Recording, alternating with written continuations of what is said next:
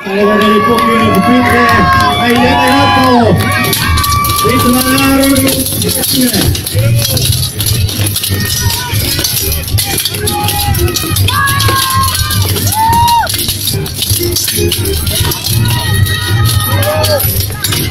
Na zemi končí první němečtí bojovníci v úvodu tohoto boje mají navrch podle předpokladu včerejci. Když se tak díváte, není divu, že se označuje za královskou disciplínu. Jsou to opravdu výživné bitvy.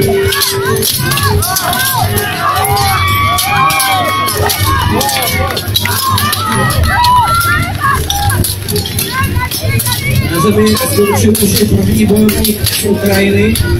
Nasledoval ho i druhý, ale Ukrajinci mají navrch. Zdá se, že si jdou pro vítězství v prvním kole. Těch Němců, kteří se drží na nohou, moc není. Ukrajinci svou dominaci i v této bitvě.